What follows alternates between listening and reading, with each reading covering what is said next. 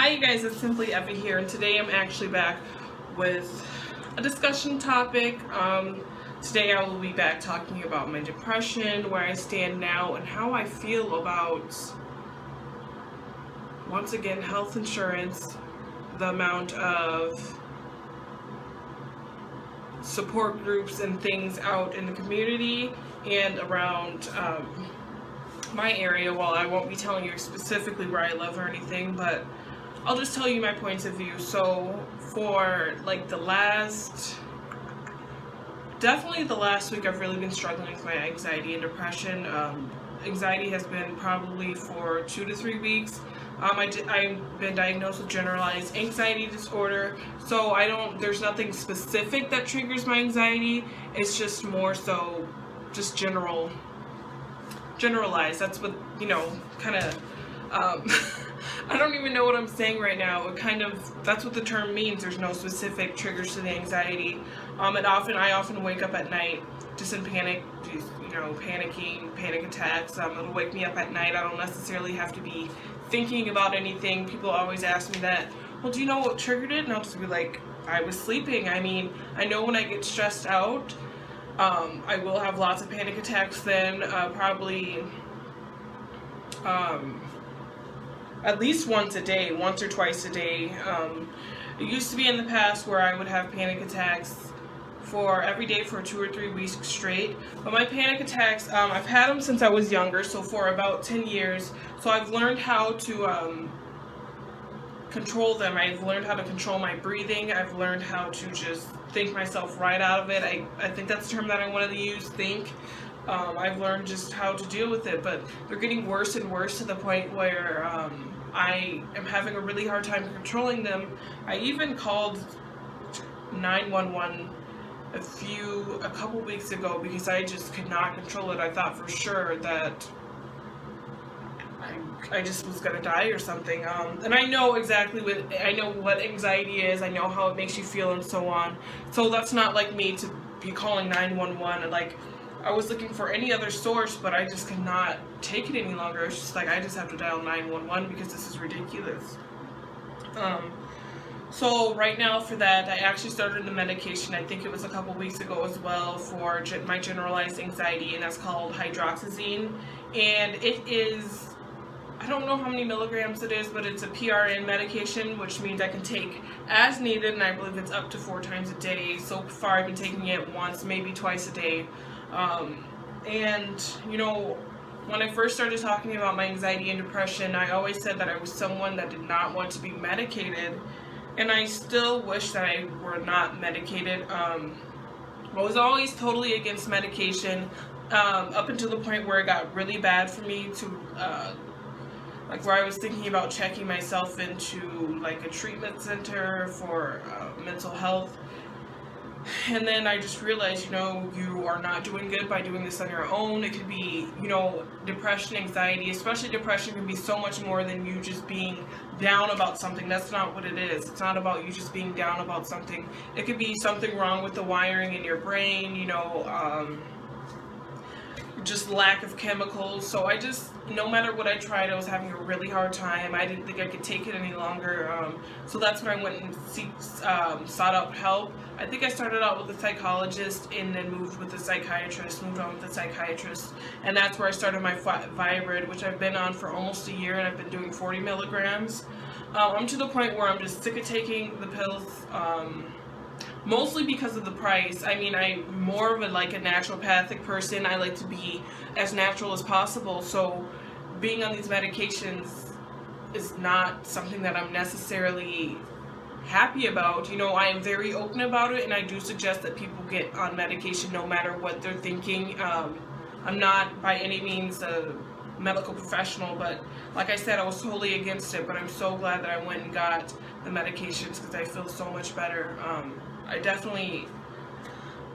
just feel so much better. Like, I think back and think about the person that I was back then, and I think about just other things about how my moods were, how often I would miss work because I just couldn't get out of bed and so on. Oh, it was just terrible. Not only am I not wanting to be on the medication because I don't like to be on medications, but also because of the price of my medication. So I'm on Viibryd, and if you know anything about Viibryd, it's a name brand medication that does not have a generic brand of it yet. So with that being said, with my insurance even, it is over $200. I think it's $234 or 30 some just to be exact. But I do go on the Viibryd website, open ears. If you're taking a name brand medication or any medication for that matter, it's always good to go on their website to see if they have any coupon offers. Because you could end up paying a lot less than what they're asking you for. So what was I going to say? Before the coupon, it was over $200, and after the coupon, it was about one something, like really cheap, like $114 or something like that. I mean, it's not cheap by any means, but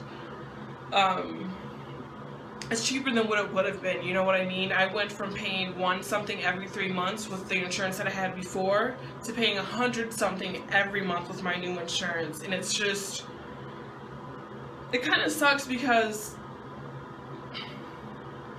depending on what insurance you have, my insurance doesn't seem to be helping out much. I think I'm actually paying the full cost, honestly. Actually, no, they billed my insurance $208 this last time, and I paid $100 and some. So, oh, excuse me. I did not sleep well last night. Oh. So yeah, that's a really tough thing. It's just, I was talking to one of my friends, and she's been diagnosed with bipolar disorder, and she has PTSD and a bunch of other mental illnesses. And she was talking about how she did not have insurance. She got she started some medication in 1 month for all of her diagnoses, and she could not afford it the following month, so she ended up not being able to get the prescriptions refilled.